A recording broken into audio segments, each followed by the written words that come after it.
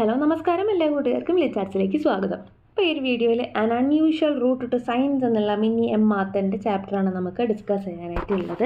അപ്പോൾ മിന്നി എം മാത്തൻ എന്ന് പറയുന്നത് അവർ ഒരു റിട്ടയർഡ് പ്രൊഫസറാണ്, പെത്തോളജി മേഖലയിലുള്ളത്. പെത്തോളജി എന്ന് പറഞ്ഞാൽ നമുക്കറിയാം, രോഗങ്ങളെക്കുറിച്ചൊക്കെ പഠിക്കുന്ന സയൻസിൻ്റെ ഒരു ഫീൽഡാണ്. അപ്പോൾ അതിനകത്ത് അതിൽ പ്രൊഫസറായിട്ട് റിട്ടയർഡ് ചെയ്തിട്ടുള്ള ഒരു വ്യക്തിയാണ് മിന്നി എം മാത്തൻ എന്ന് പറയുന്നത്. അപ്പോൾ അവർ MBBS ചെയ്തിട്ടുള്ളത് യൂണിവേഴ്സിറ്റി ഓഫ് മദ്രാസിലാണ്. അവരുടെ എഡ്യൂക്കേഷൻ ക്വാളിഫിക്കേഷൻ കാര്യങ്ങളൊക്കെ അതിനകത്ത് നമ്മൾ ടെക്സ്റ്റിൽ പറയുന്നുണ്ട് കേട്ടോ.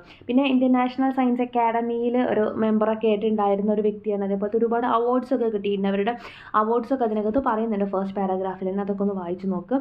പിന്നെ അവരുടെ ഈ ഒരു വർക്കിനകത്ത് മെയിനായിട്ടും ഒരു ഇൻസ്പിറേഷണലായിട്ട് അല്ലെങ്കിൽ ഭയങ്കര ഒരു എൻകറേജിങ് ആയിട്ടുള്ളൊരു വർക്കാണ്. അതായത് എസ്പെഷ്യലി ഈ ഒരു എന്താ പറയുക മെഡിസിൻ അല്ലെങ്കിൽ സയൻസിൻ്റെ ഫീൽഡിലുള്ള സ്ത്രീകൾക്ക് അല്ലെങ്കിൽ സയൻറ്റിസ്റ്റുകളുടെ ഇടയിലുള്ള സ്ത്രീകൾക്ക് വളരെ എൻകറേജ് ആവാൻ വേണ്ടിയിട്ട് പറ്റുന്ന തരത്തിലുള്ളൊരു വാക്കാണ്. അതായത് ആസ് എ വുമൺ അവർ പറയുന്നുണ്ട്, അവർക്ക് അങ്ങനെ ഒരുപാട് പ്രശ്നങ്ങളൊക്കെ ഫേസ് ചെയ്യേണ്ടി വരും, സ്ത്രീകൾക്ക് പറ്റില്ല എന്നൊക്കെ ആദ്യം വിചാരിച്ച് ഒരുപാട് പേര് പറയുകയൊക്കെ ചെയ്തു. പക്ഷേ പിന്നീട് അവർക്ക് അതിൻ്റേതായ രീതിയിലുള്ള ഡിസ്ക്രിമിനേഷൻസ് ഒന്നും നേരിടേണ്ടി വന്നിട്ടില്ല എന്നവർ പറയുന്നുണ്ട്. അപ്പോൾ എന്തായാലും അവരുടെ ഹാർഡ് വർക്ക് കൊണ്ട് അദ്ദേഹം അത്രയും നല്ലൊരു പൊസിഷനിലേക്ക് എത്തിയതിനെ കുറിച്ചൊക്കെയാണ് ഈ ഒരു വാക്കിനകത്ത് അവർ പറയുന്നത് എന്നുള്ളത് ശ്രദ്ധിക്കുക.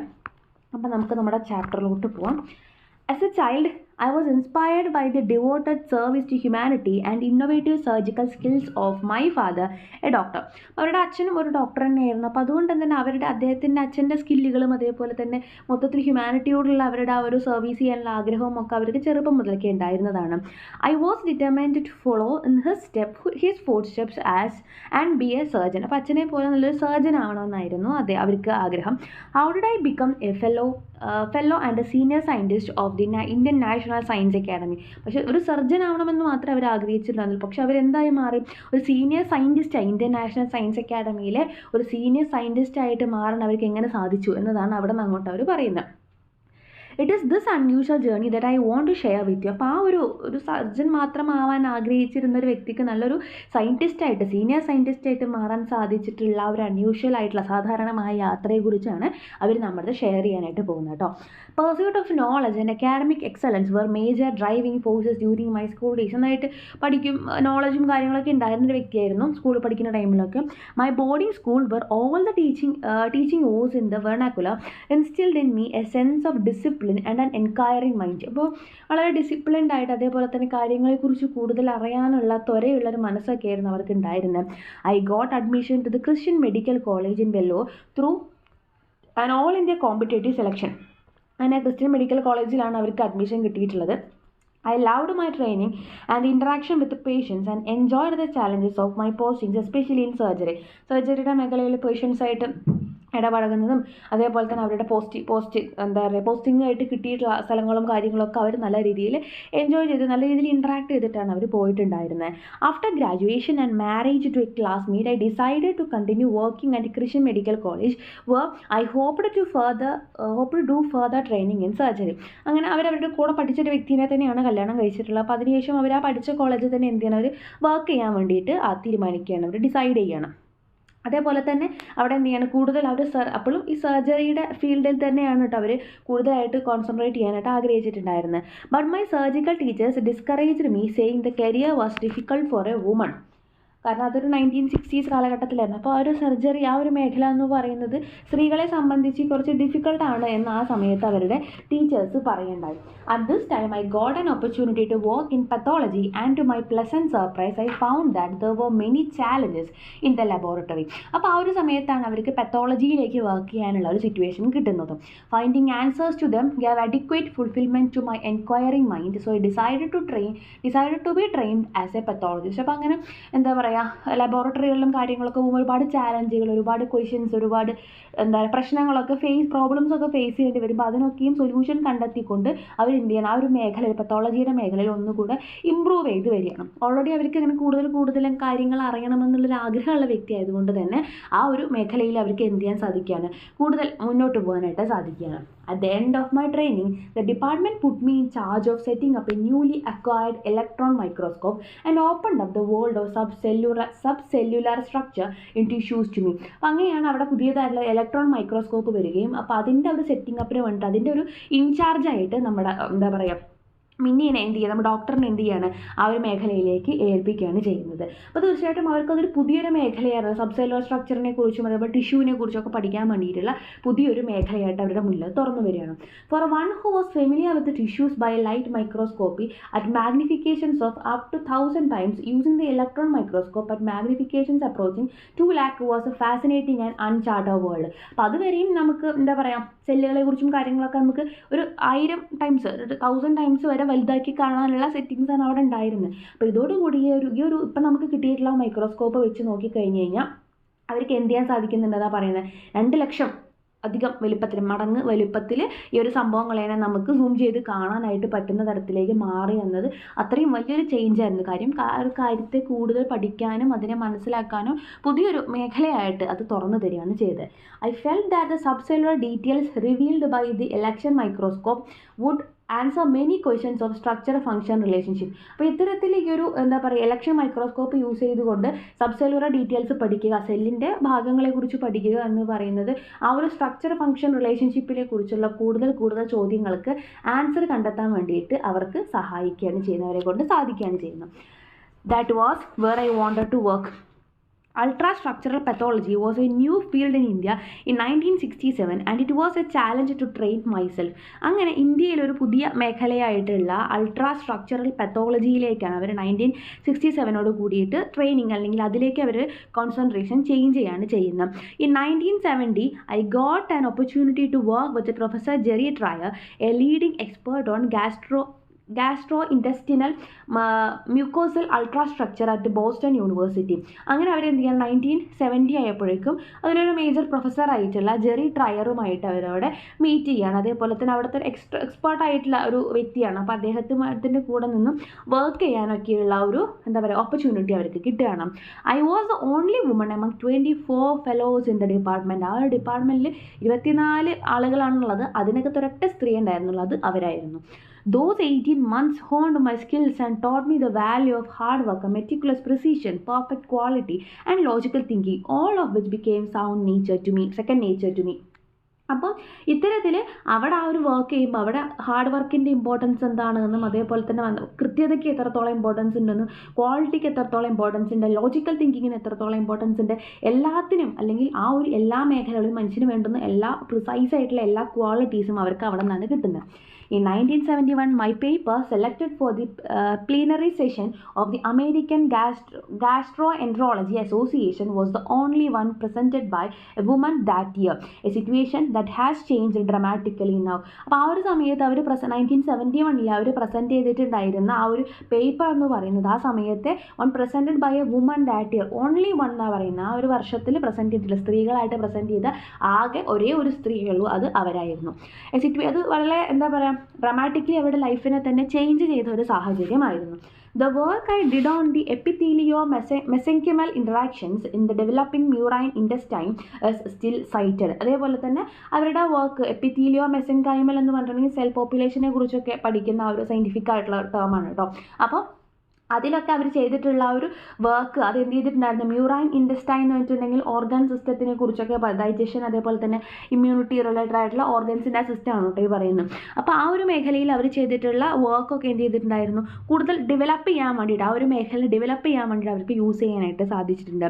Back at Vellore while working in diagnostic pathology I chose gastrointestinal ultrastructural studies as my research area with the newly established department of gastrointestinal sciences. പുതുതായിട്ട് ആ ഒരു സമയത്താണ് ഗാസ്ട്രോ ഇൻറ്റസ്റ്റിനൽ സയൻസസ് എന്ന് പറഞ്ഞിട്ടുള്ള ഒരു ബ്രാഞ്ച് ഒരു ഡിപ്പാർട്ട്മെൻറ്റ് അവിടെ വന്നിട്ടുണ്ടായിരുന്നത്. അതുകൊണ്ട് തന്നെ ആ ഒരു മേഖലയിലാണ് അവരുടെ എന്താ പറയുക റിസർച്ച് ചെയ്യാനായിട്ട് അവർ സെലക്ട് ചെയ്തിട്ടുണ്ട്. അപ്പോൾ ഗാസ്ട്രോ ഇൻറ്റസ്റ്റിനൽ എന്ന് പറഞ്ഞിട്ടുണ്ടെങ്കിൽ വൻകുടൽ കുടൽ വയറ് അങ്ങനത്തെ മേഖലകൾ വയറുമായിട്ട് റിലേറ്റഡ് ആയിട്ടുള്ള സംഭവങ്ങളുടെയൊക്കെ ഒരു ഫീൽഡാണ് കേട്ടോ. അപ്പോൾ ആ ഒരു എന്താ പറയുക മേഖലയിലാണ് അവരും എന്ത് ചെയ്യാൻ തീരുമാനിക്കുന്നത്, അവരുടെ റിസർച്ച് ചെയ്യാനായിട്ട് ഡിസൈഡ് ചെയ്യുന്നത്. I was able to publish my first paper on the ultrastructure of the small intestinal lining of mucosa in healthy controls and patients with tropical sprue a malabsorption syndrome in one of the leading medical journals Gastroenterology. അപ്പോൾ അവരെന്ത് ചെയ്യണം, ഇത്തരത്തിൽ ഈ പറയുന്ന എന്താ പറയുക stomach related ആയിട്ടുള്ള അതേപോലെ ഡൈജസ്റ്റീവ് ഡിസീസുകൾ, അതേപോലെ മാൽ അബ്സോർപ്ഷൻ വരുന്ന ഡിസീസുകൾ, അപ്പോൾ അത്തരത്തിലുള്ള അസുഖങ്ങളൊക്കെയുള്ള പേഷ്യൻസിലാണ് അവർ എന്ത് ചെയ്തിട്ടുണ്ടായിരുന്നത്. അതിൽ എന്താ പറയുക, കാര്യങ്ങൾ കൺട്രോൾ ചെയ്യേണ്ടതനുസരിച്ച് അവരുടെ ഫുഡിൻ്റെ കാര്യത്തിലായിക്കോട്ടെ, അങ്ങനെ എല്ലാ സംഭവങ്ങളിലുമാണ് അവർ എന്ത് ചെയ്തിട്ടുണ്ടായിരുന്നത്, അവരുടെ ആ ഒരു പ്രാക്ടീസ് അവർ സ്റ്റാർട്ട് ചെയ്തിട്ടുണ്ട്, അല്ലെങ്കിൽ അവരുടെ ഒരു പഠനം അവർ സ്റ്റാർട്ട് ചെയ്തിട്ടുണ്ടായിരുന്നു. I was excited and challenged to do better when this paper was judged the best paper in biomedical sciences published from India between 1972 and 1976. അപ്പോൾ ആ ഒരു കാലഘട്ടത്തിൽ അവിടെ സബ്മിറ്റ് ചെയ്തിട്ടുള്ള ബെസ്റ്റ് പേപ്പറായിട്ട് അത് തിരഞ്ഞെടുക്കപ്പെടുകയും അല്ലെങ്കിൽ അത് അറിയപ്പെടുകയും ചെയ്തത് കൊണ്ട് അവർക്ക് ഒന്നും കൂടെ എന്താ പറയുക, ഒന്നും കൂടെ ആ ഒരു ഇൻട്രസ്റ്റും കാര്യങ്ങളൊക്കെ കൂടുകയാണ് ചെയ്യുന്നത്. As the first gastrointestinal ultrastructural pathologist in India, it was exciting to work with a multidisciplinary team in the new department to unravel structure-function relationships in several gastrointestinal diseases with the electron microscope. അങ്ങനെ electron microscope use ചെയ്ത് പല എന്താ പറയുക type ആയിട്ടുള്ള multi ആയിട്ടുള്ള ടീമിൻ്റെ കൂടെ അവർക്ക് അവിടെ നിന്ന് അതിനുശേഷം വർക്ക് ചെയ്യാനായിട്ട് സാധിക്കുകയാണ്. ഈ 1973 Ian Holmes from Melbourne and Tom Flower from Birmingham discovered the rotavirus as a common cause of winter diarrhoea in infants using direct electron microscopy of suitably prepared faecal samples. അപ്പോൾ ഇത്തരത്തിൽ ഈ ഒരു electron microscopy use ചെയ്തുകൊണ്ട് തന്നെ ആ സമയം 1973 കാലഘട്ടത്തിൽ Ian ഹോംസും അതേപോലെ തന്നെ ടോം ഫ്ലവറും കൂടിയിട്ടാണ് എന്ത് ചെയ്യുന്നത്, ആ ഒരു സമയത്ത് കുട്ടികളിൽ പടർന്ന് പിടിച്ചിട്ടുണ്ടായിരുന്ന വിന്റർ സീസണിൽ പടർന്ന് പിടിക്കാറുള്ള ഡയറിയയ്ക്ക് കാരണം റോട്ട വൈറസ് ആണ് എന്ന് അവർ കണ്ടുപിടിച്ചിട്ടുണ്ടായിരുന്നു. With their help I established the methodology at Vellore and showed that the rotavirus was a significant causative agent of infantile diarrhoea in different parts of India. അപ്പോൾ അതോട് കൂടിയിട്ട് ഇവരും എന്ത് ചെയ്യുകയാണ്, ഈ പറയുന്ന റോട്ട വൈറസ് എന്ന് പറയുന്നത് ഇന്ത്യയിലെ പല ഭാഗങ്ങളിലും കുട്ടികളിലൊക്കെയുള്ള ഡയറിയയ്ക്ക് പ്രധാനമായ കാരണമായി എന്നൊരു കൺക്ലൂഷനിലേക്ക് അവർക്ക് എത്താൻ സാധിക്കുകയാണ്. അവർ group became pioneers working to solve this important public health problem of our country. അങ്ങനെ ഇതൊരു പബ്ലിക് ഹെൽത്തിനെ ബാധിക്കുന്ന, പൊതുജനാരോഗ്യത്തെ ബാധിക്കുന്ന ഒരു വിഷയമായതുകൊണ്ട് തന്നെ അതിനൊരു സൊല്യൂഷൻ കാണുക എന്നൊരു എന്താ പറയുക ഐഡിയയിലേക്ക് അല്ലെങ്കിൽ ആ ഒരു എയിമിലേക്ക് അവർ തിരിയാണ് ചെയ്യുന്നത്. The world health organization recognized my contributions and invited me to serve on their steering group on viral diarrheas. അങ്ങനെ വേൾഡ് ഹെൽത്ത് ഓർഗനൈസേഷൻ അവരുടെ ആ ഒരു എന്താ പറയുക വൈറൽ ഡയറിയാസിൻ്റെ എന്താ പറയുക പഠനം നടക്കുന്ന ആ ഒരു ഫീൽഡിലേക്ക് അവരുടെ ഗ്രൂപ്പിലേക്ക് അവരെന്നെ ഇൻവൈറ്റ് ചെയ്യുകയൊക്കെ ചെയ്യുന്നുണ്ട്.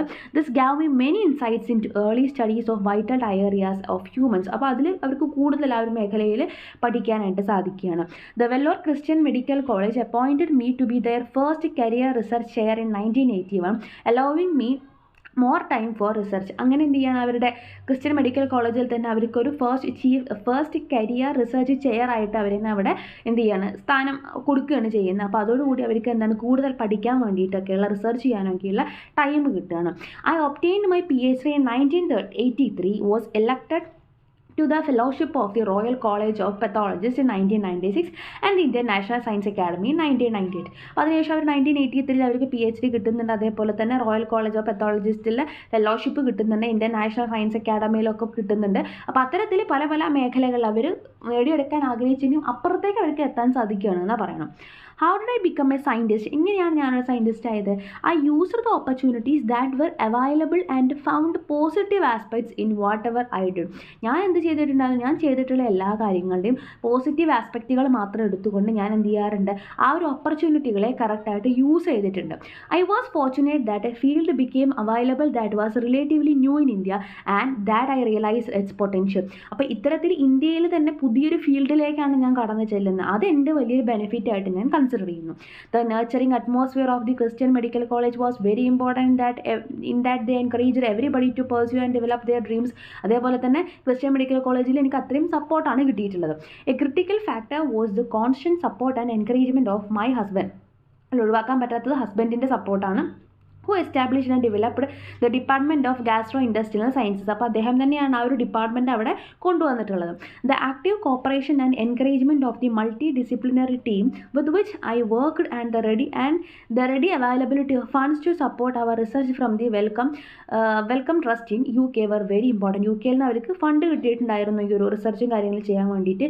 അതും അതേപോലെ തന്നെ മൾട്ടി ഡിസിപ്ലിനറി ആയിട്ടുള്ള ആളുകളുടെ ഒരു എൻകറേജ്മെൻറ്റ്, അവരുടെ കൂടെ നിൽക്കുന്നതിൻ്റെ ടീമായി നിൽക്കുന്നതിൻ്റെ എൻകറേജ്മെൻറ്റും അവിടെ വളരെ important ആയിരുന്നു. 4 decades later, the situation in India has changed and research grants are available on a competitive basis for good research ideas. But in 1960s, it was a different story. അപ്പോൾ നമ്മൾ പറഞ്ഞല്ലോ already അതിനുള്ള fund വരുന്നത് UK നിന്നാണെന്ന് പറഞ്ഞിട്ടുണ്ടായിരുന്നു. Welcome Trust in UK എന്നാണ്. പക്ഷെ ഇപ്പം നമുക്കറിയാം റിസർച്ച് കാര്യങ്ങളൊക്കെ നമ്മൾ ഓൾറെഡി ഫണ്ട് കാര്യങ്ങളൊക്കെ നമുക്ക് തന്നെ ഇവിടെ നിന്ന് കിട്ടുന്നുണ്ട്. അപ്പോൾ ഇന്നത്തെ കാലത്തെ അവസ്ഥയല്ല അന്നുണ്ടായിരുന്നത് എന്നാണ് പറയുന്നത്. അന്ന് ഈ പറഞ്ഞ പോലെ ഗ്രാൻഡുകളും കാര്യങ്ങളൊന്നും അവർക്ക് അവൈലബിൾ ആയിരുന്നില്ല. I can honestly say that I have never felt discriminated because I was A woman. അപ്പോൾ അവർ പറയുന്നത് ഒരിക്കലും ഒരു സ്ത്രീ ആയി പോയി എന്തുകൊണ്ട് എവിടെയും മാറ്റി നിർത്തപ്പെട്ടിട്ടില്ല. അതിൻ്റെ വലിയൊരു കാര്യമാണ് അല്ലേ. In all professional settings I was a peer among peer. എല്ലാവരെയും കൂട്ടത്തിൽ ഒരാളായിട്ട് തന്നെയാണ് ഞാൻ എല്ലാ സ്ഥലത്തും നിന്നിട്ടുള്ളത്. 52 years ago when I started as a medical student, my ambition was to become a surgeon. ഇതൊരു ഫീൽഡിലേക്ക് കടക്കുന്ന സമയത്ത് എൻ്റെ അംബീഷൻ എന്ന് പറയുന്നത് സർജൻ ആവുക എന്നുള്ളതായിരുന്നു. From that to what I am now is an unusual journey. My inherent need to know what was behind the apparent face of disease was what really made me a researcher. അപ്പോൾ already അവരുടെ മനസ്സിലുണ്ടായിരുന്ന ഒരു കൂടുതൽ കാര്യങ്ങൾ അറിയാനുള്ള, അസുഖങ്ങളുടെ കാരണങ്ങളായിക്കോട്ടെ അങ്ങനെ പല കാര്യങ്ങളെക്കുറിച്ചും അറിയാനുള്ള അവരുടെ ആ ഒരു മൈൻഡാണ് അവരെ ഈ ഒരു റിസർച്ചറാക്കി മാറ്റിയത്. Circumstances place different and difficult choices before you. സാഹചര്യങ്ങൾ എന്താണ്, പലതരത്തിലുള്ള ചോയ്സുകൾ നമ്മുടെ മുന്നിൽ കൊണ്ടുവന്ന് വയ്ക്കും. My temperamental inclination to find the best way forward in any situation help me travel to where I am. അപ്പോൾ ഇത്തരത്തിൽ എൻ്റെ ആ ഒരു എന്താ പറയുക ഉള്ളിൽ വന്നിട്ടുള്ള അല്ലെങ്കിൽ എൻ്റെ മുന്നിൽ വന്നിട്ടുള്ള സർക്കംസ്റ്റൻസ് ആണ് ഞാൻ ഇപ്പോൾ ഇന്ന് എവിടെയാണോ ഉള്ളത് അവിടേക്ക് തന്നെ എത്തിച്ചിട്ടുള്ളത്. The two major turning points were my realisation that the laboratory contributes immensely to the welfare of the patient and my embracing the field of subcellular pathology where I could be a pioneer. It has been an exciting journey that continues. അപ്പോൾ ഇത്തരത്തിൽ പത്തോളജിയുടെ ഫീൽഡിലും ആ ഒരു പേഷ്യൻസുമായിട്ടുള്ള mingle ചെയ്യാൻ പറ്റുന്ന കാര്യത്തിലൊക്കെയും ഞാൻ എന്ത് ചെയ്യണം, ആ ഒരു ജേർണി ഞാൻ ഇപ്പോഴും കണ്ടിന്യൂ ചെയ്തുകൊണ്ടിരിക്കണം. എക്സൈറ്റിംഗ് ആയ ജേർണി എന്നാണ് പറയണം. One last word, we unfortunately live in a globalized world and not a global village, and the temptation to move to greener pastures is strong. നമ്മൾ ഒരു ഗ്ലോബൽ വില്ലേജിലല്ല നമ്മൾ താമസിക്കുന്നത്, നമ്മളൊരു ഗ്ലോബലൈസ്ഡ് ആയിട്ടുള്ള ഒരു വേൾഡിലാണ് താമസിക്കുന്നത്. There are many challenges in our country in science and public health, and I believe we have the opportunity to work on them, contribute and find satisfaction if we look positively at things and go forward in quest of knowledge. നമ്മുടെ ഉള്ളിൽ കാര്യങ്ങൾ അറിയാനുള്ള ഒരു question ഉണ്ടെന്നുണ്ടെങ്കിൽ, question ചെയ്യാനുള്ള ഒരു താല്പര്യമുണ്ടെന്നുണ്ടെങ്കിൽ, കാര്യങ്ങളെ പോസിറ്റീവായിട്ട് കാണാനുള്ള ആഗ്രഹം ഉണ്ടെന്നുണ്ടെങ്കിൽ തീർച്ചയായിട്ടും നമുക്ക് സയൻസിലായിക്കോട്ടെ പബ്ലിക് ഹെൽത്തിലായിക്കോട്ടെ നമ്മുടെ നാട്ടിൽ കൂടുതൽ കോൺട്രിബ്യൂഷൻ കൊടുത്ത് അതിൽ സാറ്റിസ്ഫാക്ഷൻ കണ്ടെത്തിക്കൊണ്ട് നമുക്ക് ആ ഓപ്പർച്യൂണിറ്റികളെ കംപ്ലീറ്റ്ലി യൂസ് ചെയ്യാനായിട്ട് നമ്മളെ കൊണ്ട് സാധിക്കുമെന്നാണ് അവർ പറയുന്നത്.